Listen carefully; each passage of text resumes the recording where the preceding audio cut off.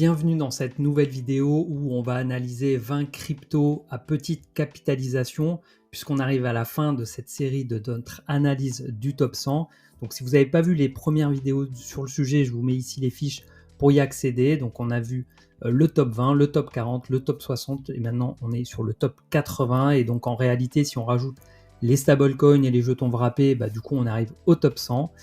Donc maintenant on arrive sur des cryptos à petite capitalisation, donc plus on descend dans le classement de CoinGecko, plus on arrive sur des cryptos qui sont à risque. Et l'idée pour moi dans ce format, c'est sous format de tier list, donc il y a 5 niveaux. Ça va être de déterminer pour chacune de ces cryptos si elles ont le potentiel de surperformer le marché, si ce sont des cryptos qui vont performer mais pas forcément surperformer le marché, donc qui vont être juste solides, des cryptos qui vont avoir un beau potentiel mais qui sont risqués, même si voilà, comme je disais, on part du principe qu'aujourd'hui elles vont être toutes risquées.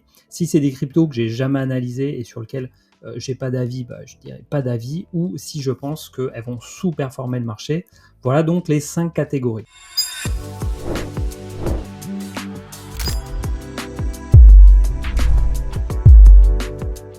Bienvenue sur La Crypto by Joe, moi c'est Jonathan, j'investis dans les cryptos depuis 2017, je partage du contenu sur YouTube depuis bientôt 1 an. Si vous n'êtes pas encore abonné à la chaîne, je vous invite à le faire, je vous invite à me dire en commentaire également ce que vous allez penser de la vidéo ou s'il y a des sujets que vous aimeriez que je traite. Si vous débutez dans l'investissement crypto, je vous ai mis un guide gratuit pour débuter sereinement dans l'investissement. Également, si vous souhaitez échanger directement avec moi, je vous ai mis un lien dans la description pour, vous pouvez prendre un rendez-vous et qu'on se cale 1 heure de visio pour parler ensemble de crypto, de vos projets et de vos investissements.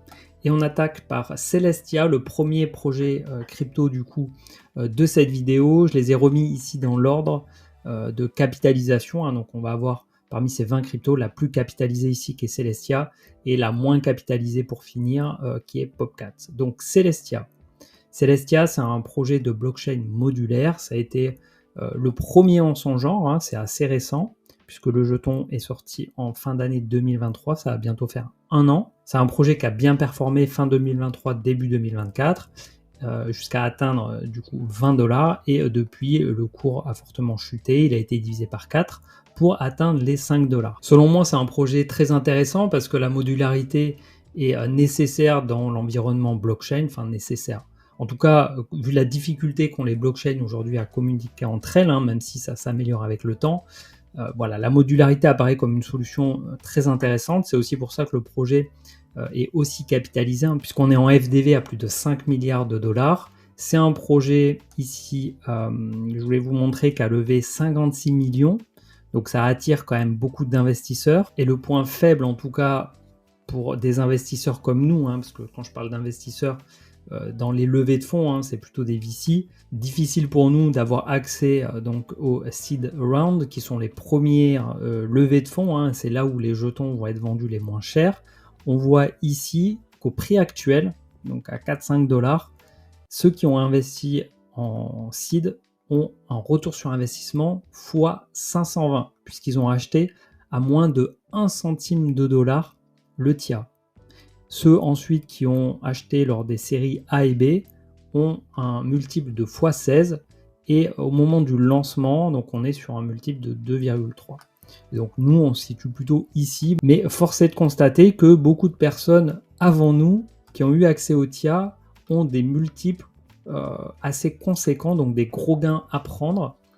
Et si on va ici, en fait on se rend compte qu'il y a un vesting qui va bientôt démarrer, donc au mois d'octobre, pour les contributeurs du projet, pour l'écosystème, et ici, donc, ce qui est pour moi en tout cas très dangereux, sur 12 mois, il va y avoir la totalité des jetons pour ceux qui ont investi en seed et en série A et B qui vont être libérés. Donc moi je vois une forte pression vendeuse arriver sur ce jeton sur fin 2024 et sur l'année 2025. Ça va durer 1 an pour les investisseurs de la première heure et je ne pense pas qu'ils vont se priver de gains latents aussi élevés que, en tout cas, ici on est à x520, c'est juste monstrueux.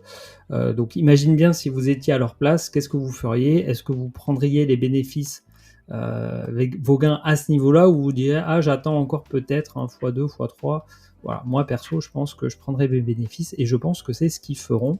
Donc pression vendeuse à venir sur le TIA, malgré l'intérêt du projet, la techno du projet. Voilà, je trouve que en termes de tokenomics, c'est vraiment très très risqué de se positionner sur ce jeton. Et c'est pour ça, je pense qu'il risque de sous-performer le marché. Selon l'adoption de la technologie modulaire proposée par TIA, il est possible que ce soit un jeton finalement qui surperforme plus sur le prochain cycle.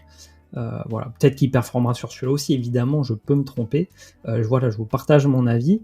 Ensuite, on a Say Network. Say Network, qui est un projet de première couche, qui est sorti il y a un petit peu plus d'un an, en tout cas le jeton, en août 2023, qui est sorti, voilà, 17 centimes, là on est à 27 centimes, il y a une belle hausse, une belle baisse, là on est en train de consolider.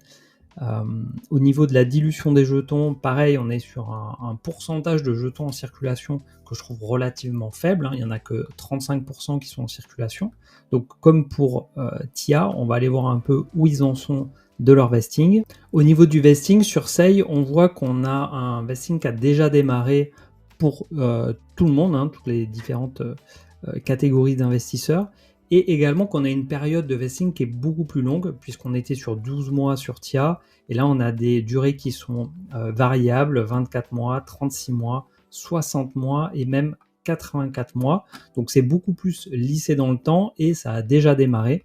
Donc ça c'est quelque chose, je dirais, qui est plus intéressante.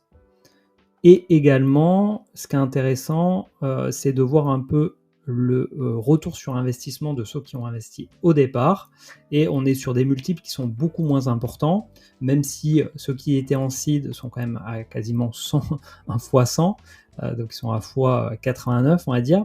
Ceux qui sont en série A sont sur un fois 3, et ceux qui ont pris au moment de la libération des premiers jetons sont en perte, légèrement.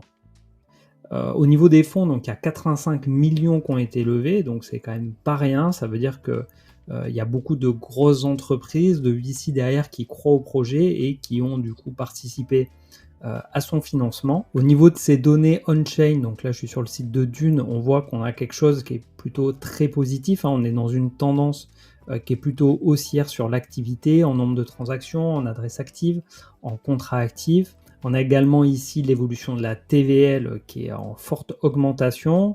Du coup, les revenus en conséquence également qui sont en augmentation. Bref, je dirais qu'on a quand même beaucoup de voyants qui sont ouverts pour le projet Say Network.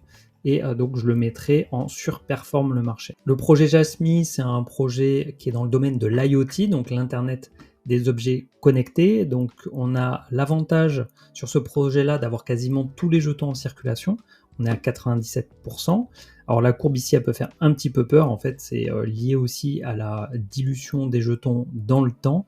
Parce que si on regarde en capitalisation boursière, on voit qu'on a quelque chose qui est, on va dire, plus en progression que le cours du jeton, où là, on a une forte chute. En réalité, c'est qu'au tout départ, il y avait quasiment aucun jeton en circulation.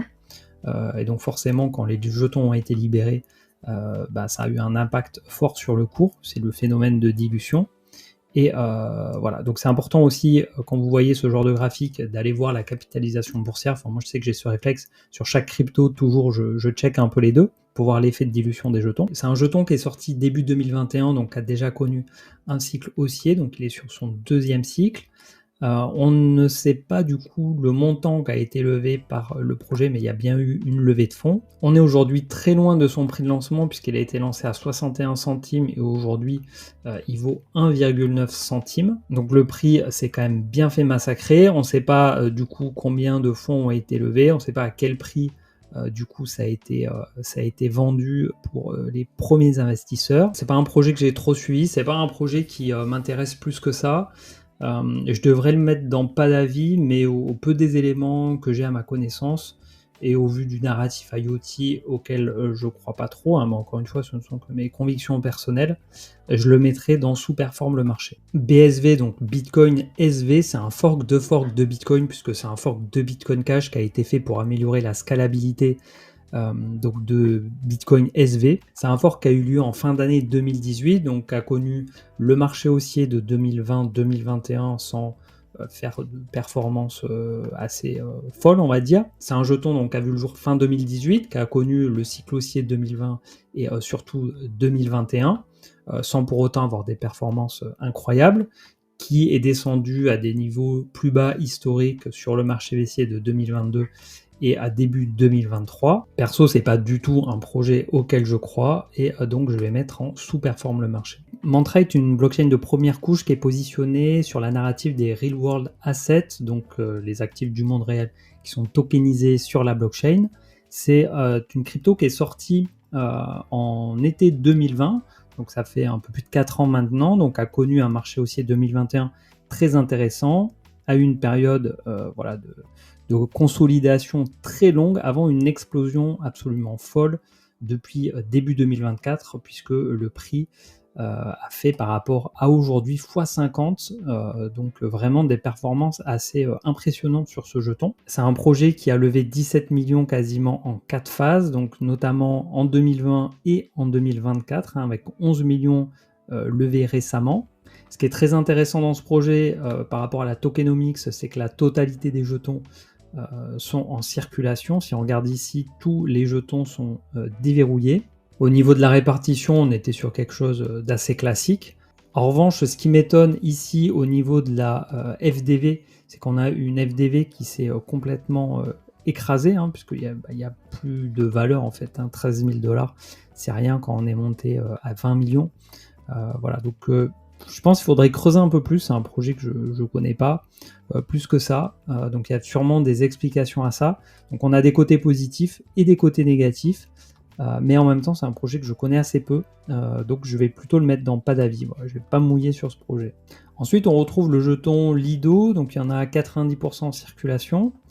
C'est un jeton qui varie entre 1 et 5 $, on va dire, qui est sorti en 2021, tout début 2021, donc au début du run de cette année-là, qui était impressionnant. Donc des multiples pas non plus fous, puisque ça a fait x6, x7, x10 au mieux. Et aujourd'hui, il est quasiment sur ses plus bas à 1 $, donc c'est le jeton du protocole Lido, donc le protocole de liquid staking, qui est le plus gros protocole de finance décentralisée. Si on va voir et qu'on prend la totalité des protocoles, des blockchains et tout, on voit que Lido est premier donc en TVL. C'est un projet qui génère des revenus, c'est un projet voilà, qui se porte plutôt très très bien. On voit ici sa TVL qui est en constante augmentation, donc ça c'est plutôt très bien pour le projet. Maintenant ce qui me dérange un peu avec Lido, c'est l'utilité du jeton, à quoi il sert. Voilà, sauf erreur de ma part, moi j'ai compris qu'il servait uniquement à la gouvernance, donc un usage qui est assez faible, ce qui fait que peut-être il explose pas à la hausse, comme voilà, il a fait x10, donc x10 c'est très bien, mais c'est pas non plus incroyable quand on voit les perfs qu'on pu faire à l'époque, Solana, Chainlink, ADA et compagnie. On en est quand même loin. Donc je vais dire que c'est un projet qui est solide parce que voilà, Lido est le leader en termes de protocole DeFi. Maintenant, au vu de l'utilité du LDO, je pense pas qu'il va surperformer le marché. Après, voilà, je pense qu'il fera quand même sa petite perf. Donc je vais le mettre dans solide. Ondo se positionne sur un narratif du real world asset comme mantra. La différence, c'est qu'il y a seulement 14% des jetons qui sont en circulation, ce qui est, je trouve, extrêmement peu, ce qui donne une évaluation après dilution, une FDV de 6 milliards, ce qui le classerait dans le top 20 crypto. Donc un élément qui est quand même très important à prendre en compte. Au niveau données DeFi, on a 617 millions de TVL, donc là on a quelque chose de plutôt très positif, on voit qu'il y a de plus en plus d'argent qui est bloqué dans les projets proposés par Ondo Finance, donc une adoption en cours, donc ça c'est très positif.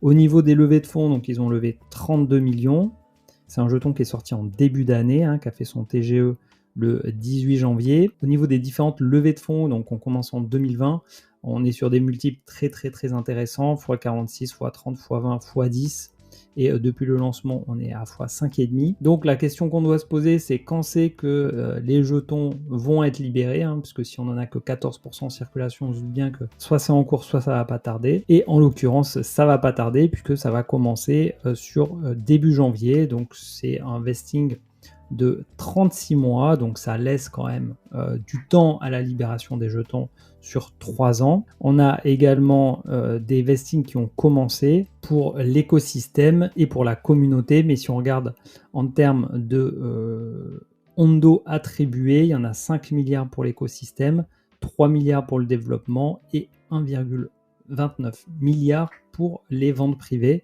Et je pense que, enfin, en tout cas, à mon avis, c'est que c'est ça surtout qui va impacter pour ces investisseurs-là qui ont, pour certains, investi déjà depuis 3 ans, 4 ans quand ils auront les jetons libérés. Voilà, s'ils ont possibilité de faire du x50, du x30 ou du x20, je pense pas qu'ils vont s'en priver. Donc voilà, un potentiel pression baissière en tout cas sur les années qui vont arriver. Donc sur 2025, si on a un bull run, le prix ne sera pas forcément trop impacté. Par contre, sur le marché baissier, clairement, je pense que c'est pas un projet à holder d'un cycle à l'autre. En ce qui me concerne, je vais le mettre en solide parce que voilà, au vu des données des tokenomics, je pense pas qu'il va surperformer le marché, mais au vu de son adoption, au vu des partenaires aussi qui sont derrière et qui le poussent, je le mettrai en solide. Le BTT de BitTorrent, donc lui, il est dans la catégorie, on va dire, de la DePIN, du cloud computing, puisque c'est sur la base du logiciel de fichiers torrent. Donc pour les plus jeunes d'entre vous qui ne connaissent pas, c'est un logiciel de téléchargement où en fait on peut partager les films par exemple qu'on a sur notre disque dur et télécharger ceux que les autres partagent comme ça sur leur disque dur. Et ça permet comme ça de faire du téléchargement de fichiers, ce qui n'est pas forcément légal et ce qui n'est pas évidemment recommandé de faire, et qui s'est un peu perdu dans le temps avec notamment tous les sites aujourd'hui qu'on connaît de streaming comme Netflix. Donc là, on a l'information que le jeton serait sorti en 2022, ce qui n'est pas vraiment le cas puisque moi j'ai connu le BTT entre le cycle de 2017 et 2021, donc je sais que ça date d'un peu plus que ça, donc j'ai fait les recherches pour retrouver un peu l'historique, parce que malheureusement, quand les projets se rebrandent et changent de jetons, on perd très souvent l'historique. Et donc j'ai retrouvé ici donc le BTT Hold, où on voit donc sur le cycle de 2021, le jeton a fait un ATH à 1 centime, alors qu'aujourd'hui, si on prend le cours actuel, on est à 6 chiffres après la virgule, donc un jeton qui s'est littéralement effondré. Alors maintenant, tous les jetons en circulation, ce qui n'était pas le cas à l'époque, mais un jeton malgré tout qui a perdu 99% de sa valeur. À l'époque, je trouvais que c'était un projet qui était vraiment cool. Aujourd'hui, je pense que c'est plus le cas. Le torrent, le partage de fichiers comme ça, le téléchargement, c'est pas quelque chose qui se développe, hein, c'est plutôt sur la pente descendante. Donc je vais le mettre dans sous-performe le marché. Ensuite, on retrouve le projet Core, qui est une blockchain de première couche qui permet de construire des applications décentralisées tout en s'appuyant sur la sécurité de Bitcoin. C'est un projet qui a été lancé donc en février-mars 2023, donc il y a environ 1 an et demi. Donc pendant un marché, on va dire, qui était plutôt baissier, le jeton a perdu quand même pas mal de valeur. Le prix a été divisé par 5 environ. Ensuite, c'est bien repris et là maintenant, comme beaucoup de cryptos, hein, depuis mars de cette année, on assiste à une descente plus ou moins tranquille selon les cryptos. On est actuellement autour des 1$. On a 43% des jetons qui sont en circulation. C'est un projet que j'ai analysé il n'y a pas très longtemps. Je me souviens, au niveau des points négatifs, ce qui me dérangeait, c'était qu'on ne connaissait pas l'équipe. Et au niveau de l'adoption, il n'y avait quasiment aucune application décentralisée construite dessus. Donc très peu d'adoption. Une tokenomics qui n'était pas si mal puisque le jeton à terme était déflationniste. Je trouve que c'est sur une narrative qui est plutôt porteuse, donc de pouvoir profiter de la sécurité de Bitcoin. Donc je vais le mettre dans beau potentiel mais risqué. Ensuite on retrouve Flow, qui est une plateforme décentralisée spécialisée dans les NFT, qui est sortie en 2021, donc qui a bien surfé la vague haussière de ce cycle-là. Un jeton qui est monté quasiment 40$ et aujourd'hui qui est seulement à 50 centimes. Alors on a une grosse dilution des jetons pendant le marché baissier et même peut-être encore il y a peu. Donc aujourd'hui tous les jetons sont en circulation. Si on regarde au niveau de la capitalisation boursière, on voit que la courbe n'est du coup pas du tout la même, hein, du fait de l'impression et l'arrivée de nouveaux jetons. Parce que si on regarde uniquement le cours, on pourrait se dire que le projet est complètement mort. Si on regarde la capitalisation boursière, on a une capitalisation boursière quand même qui se maintient autour des 1 milliard de dollars. Pour ce cycle, je ne suis pas convaincu par la narrative des NFT, même si je trouve que les NFT, voilà, en termes d'utilité et d'apport dans plein de tas de domaines et d'activités, je pense que c'est vraiment très intéressant. En revanche, les NFT tels que on a connu sur le cycle de 2021, je pense qu'on ne le reverra pas sur le cycle de 2024-2025. Et je vais plutôt mettre en sous-performe le marché. Le FTN est le jeton de Fast Token, donc, qui est une crypto construite sur la blockchain Bahamut. Donc je n'avais jamais trop entendu parler de ce projet. C'est un projet pourtant qui date de bientôt 2 ans, hein, de janvier 2023, qui a une courbe très particulière puisque ça ne fait que quasiment monter. C'est assez surprenant de voir ça, il y a peu de volatilité finalement. Et quand je regarde la capitalisation boursière, c'est assez similaire en fait. Il y a eu des grosses libérations de jetons, mais on a quelque chose de croissant et d'assez propre finalement. Donc il y a 37% des jetons qui sont en circulation. C'est un projet qui a levé 53 millions, ce qui est quand même pas rien. C'est assez récent, ça s'est fait dans l'année 2022 et 2023. Les données sont pas tout à fait à jour parce qu'en fait le lancement a déjà été fait. Les retours sur investissement ici sont pas bons non plus, puisqu'on a un jeton qui est à plus de $2 alors que là ça nous dit un fois 2,5 sur un prix à 0,15. Donc ça c'est pas vraiment à jour. Ce qui est embêtant, c'est qu'ici on n'a pas les vestings en fait. On peut pas avoir en fait la libération des jetons, et on a ici une répartition des jetons qui est pas très favorable aux investisseurs. Donc voilà, malgré la prise de valeur du jeton qui est très régulière, on manque un peu d'informations sur ce projet. Moi je le connaissais pas. Du coup je vais le mettre dans pas d'avis, même si j'aurais tendance à pas avoir trop confiance comme ça au premier abord. Notcoin et son jeton le Note, donc c'est un jeton de Telegram, donc un jeu, un tap to earn. Le jeton est sorti récemment, donc avec la vague de jeux sur Telegram. Donc ça a créé beaucoup d'engouement, ça a créé un effet de hype, et ça génère beaucoup d'activités sur la blockchain Ton.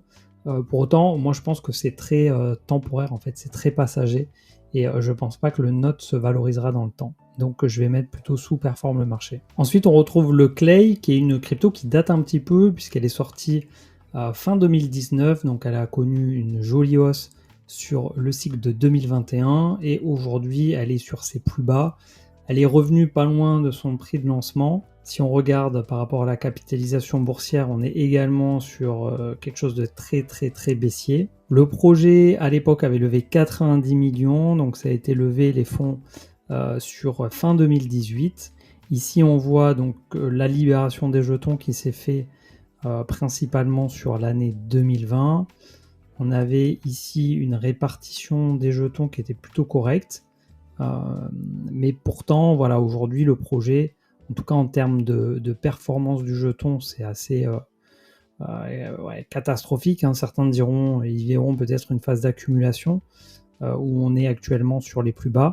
En tout cas, je n'ai pas réussi à trouver d'informations sur l'activité de cette blockchain, sur les applications décentralisées qui peuvent se construire dessus. Là aussi, on a eu un rebranding parce que quand on va sur le site, on arrive sur Kaya.io et donc je ne trouvais pas Clayton, mais j'ai trouvé Kaya sur DeFi Lama et on a une TVL qui valait plusieurs milliards, enfin du moins plus de 1 milliard, qui aujourd'hui vaut seulement 33 millions.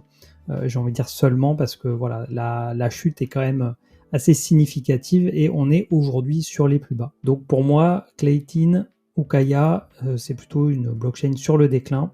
Donc je vais mettre en sous-performe le marché. Ensuite, j'ai même pas envie d'aller voir les graphiques quand je vois ce jeton. On est donc sur un meme coin, donc le Brett, qui est sorti assez récemment, il me semble.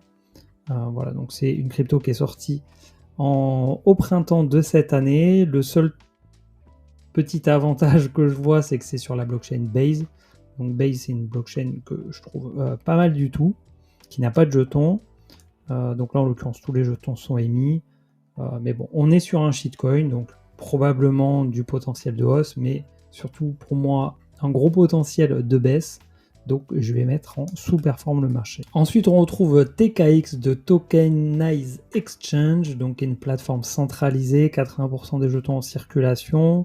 Il est sorti en 2019, il a connu un cycle en 2021 où il a fait des belles performances et sur ce cycle-là, 2024, il bat son record, son ATH, hein, même si voilà, il y a eu ce pic-là pendant le marché baissier en 2022. Donc un jeton qui est plutôt en surperformance du marché, qui est plutôt sur une très bonne dynamique. Et pour autant, je suis assez surpris parce que c'est un échange que je ne connaissais pas. J'ai trié ici par visite mensuelle. En visite mensuelle, on est tout en bas du classement. Vraiment tout en bas, il y a 100 lignes et il est 99e avec 28 000 visites mensuelles, donc c'est très peu. Et si on regarde le volume, on est également tout en bas avec 2,9 millions de dollars. Donc on est très très très loin dans le classement. Donc c'est étonnant de voir ce jeton aussi capitalisé. Après c'est un échange que je connais pas, donc je sais pas quels sont les avantages du jeton pour cette plateforme. Je sais pas voilà à quoi il sert dans cet écosystème. Donc je vais mettre dans pas d'avis, même si j'aurais tendance plutôt à le mettre dans sous-perform, mais il a quand même une belle tendance. Après il y a peut-être de la manipulation, voilà, je sais pas. Donc je vais le mettre dans pas d'avis. Ensuite on retrouve iOS, un ancien Ethereum killer. Alors je dis ancien parce que il a perdu, hein. Aujourd'hui il se retrouve donc 99e du classement. Pour autant FDV il est quand même à 1 milliard de capitalisation quasiment, ce qui est quand même plutôt notable pour un projet qui c'est quand même pas si mal pour un projet qui est quasiment pas utilisé, hein. Ça fait partie des projets un peu fantômes. Donc le jeton s'est complètement effondré. Capitalisation boursière, ça a suivi. Pas grand chose à dire. Il a connu un joli cycle en 2017, 2021 un peu moins bien, et 2024, je pense naturellement qu'il ne se passera pas grand chose sur ce jeton. Ensuite, on a le FLR de Flare, donc qui est une blockchain de première couche décentralisée conçue pour les développeurs et leur fournir un maximum de données, que ce soit des données issues d'autres blockchains ou des données issues du web. J'ai pas réussi à récupérer beaucoup d'informations dessus en termes de data. C'est une plateforme qui est assez récente, dont le jeton est sorti en janvier 2023 et qui a oscillé entre 1 centime et 4 voire max 5 centimes. C'est un projet qui a levé 46 millions de dollars pour son lancement, donc principalement en 2021 et plus récemment en février 2024. Au niveau des jetons, on a une libération qui est assez constante sur 36 mois du nombre de flares, voilà, sur le nombre de FLR sur 36 mois, voilà, avec la répartition des jetons qu'on peut lire du coup ici sur la droite. Actuellement, donc il y en a quasiment la moitié qui ont été libérés. C'est voilà c'est un relâchement qui est assez régulier sur 3 ans, et donc on est à peu près à la moitié maintenant, hein, puisque le jeton est sorti il y a 1 an et demi. Et donc les données que j'ai réussi à récupérer, c'est sur Flarscan. Donc ici j'ai regardé les frais, on a une augmentation des frais qui est assez constante, même si ça va pas chercher bien loin en termes de montant en dollars, puisqu'on est sur quelques milliers, dizaines de milliers de flares, sachant qu'un flare au cours actuel, ça vaut 1 et quelques centimes. Voilà, ça va pas chercher bien loin, mais en tout cas, il y a des frais. Donc ça veut dire que ça génère des revenus. Et ensuite, au niveau des transactions, on peut voir également une augmentation. Au niveau des contrats, c'est difficile à lire puisqu'il y a des pics. Donc forcément, ça écrase les autres données. Mais ça reste assez faible, même si il y a peut-être une légère augmentation. Ça reste quand même globalement assez faible. Il y a tellement de concurrence sur ce secteur-là que je ne sais pas dans quelle mesure Flare va arriver à se démarquer et à aller surperformer le marché. Donc j'hésite entre beau potentiel mais risqué, pas d'avis et sous-performe le marché. J'hésite vraiment entre les trois. En plus, c'est un projet que je connais pas trop. Bon, du coup, je vais le mettre au milieu, entre les trois, pas d'avis. Ensuite, on a une crypto gaming, donc le BIM, qui est classé 91e.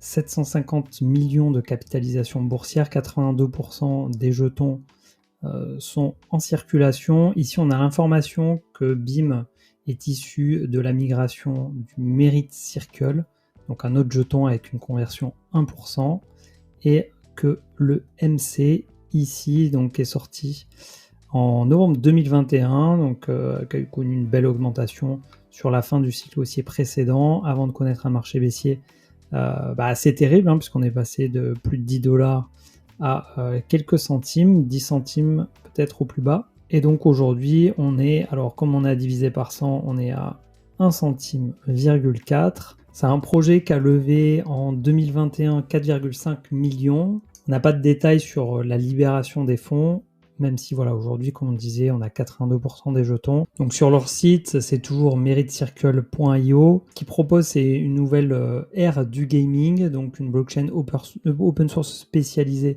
pour le gaming, donc qui est fabriquée par des gamers pour des gamers. Donc l'idée, c'est de construire des jeux sur la blockchain BIM. Moi perso, je suis assez convaincu que les NFT ont un rôle à jouer dans les jeux vidéo. La blockchain, du coup, également a un rôle à jouer. Je vois pas cette narrative-là comme une narrative de ce cycle, même si je sais qu'il y en a beaucoup qui aimeraient bien. En tout cas, force est de constater aujourd'hui que les jeux sur la blockchain sont pas des jeux qui performent beaucoup. Dans le doute, parce que j'ai quand même des convictions sur l'utilité de la blockchain dans le gaming, je vais le mettre dans beau potentiel mais risqué, même si mes convictions sont très légères sur le sujet. Ensuite, on retrouve le CKB du réseau Nervos. Donc c'est une crypto qui initialement était sur l'interopérabilité, donc pouvoir connecter l'ensemble des blockchains entre elles. Plus récemment, sur 2024, donc en début d'année, la forte augmentation, c'est parce que CKB s'est positionné comme une layer 2 de Bitcoin. Donc c'est un projet qui a évolué, qui a changé de narrative. Pour autant, j'ai quand même des doutes en fait sur l'utilité réelle et l'adoption de ce projet. Je vois bien, je perçois bien une hype sur le jeton. Il y a beaucoup de personnes sur les réseaux qui parlent de CKB comme une pépite, voilà, comme le projet sur l'interopérabilité, c'est la révolution. Sur les layers de Bitcoin, c'est la révolution, une technologie incroyable. Bon, je suis pas convaincu par tout ça, même si en termes de graphique, le prix a montré quand même beaucoup de force. Mais bon, faut pas oublier quand même qu'il s'est bien scratché aussi. Donc pas mal de pump and dump. C'est pas le genre de crypto du coup que j'aime bien. Je peux pas la mettre dans solide parce que pour moi elle est trop incertaine. Peut-être elle surperformera le marché, mais voilà, comme je disais, j'ai quand même pas mal de doutes. Donc je vais la mettre dans beau potentiel mais risqué. Pour finir ici, on retrouve une crypto, magnifique logo de Popcat. Une crypto, comme vous le savez maintenant, que j'aime pas. Alors là, en l'occurrence, elle a quand même une courbe très ascendante, avec des hauts et des bas, mais on voit bien quand même la tendance haussière sur ce projet-là. Donc ça, c'est plutôt des courbes que j'aime bien, mais le souci, c'est que ce projet, pour moi, ne vaut absolument rien. On est sur un meme coin. Voilà, ça sert à rien dans l'écosystème crypto. Donc par défaut, tout ce qui est meme coin, tout ça, je mets ça en sous-performe le marché, même si peut-être elle rendra des gens millionnaires. La plupart de ceux qui investiront dessus, pour moi, perdront de l'argent. Ainsi, on arrive à la fin de l'analyse de ces 20 cryptos du top 100. J'espère que cette vidéo vous aura été utile dans vos choix d'investissement, que vous connaissiez ou pas ces projets. Je rappelle au passage que ça ne constitue en aucun cas un conseil en investissement. Je partage uniquement mon opinion et à vous de faire vos propres recherches, de compléter les éléments d'information pour prendre des décisions avisées en fonction de votre profil et de votre stratégie. Je suis toujours curieux de savoir ce que vous pensez de ce classement, donc faites-moi savoir dans les commentaires pour chacune de ces cryptos, en fait, à quel endroit vous l'auriez mis. Et je vous invite à vous abonner. D'ici 2 semaines, je vais sortir une vidéo donc, où je vais reprendre l'ensemble des cryptos du top 100 que j'ai analysé et vous partager du coup les meilleurs projets que j'ai sélectionnés. La semaine prochaine, j'envisage de faire une vidéo avec la prédiction de la date du prochain ATH, donc sur le cycle 2024-2025. D'ici là, je vous rappelle que pour les débutants, il y a un guide gratuit disponible dans la description. Vous pouvez également prendre rendez-vous avec moi. Je vous donne rendez-vous donc la semaine prochaine et d'ici là, portez-vous bien. Ciao.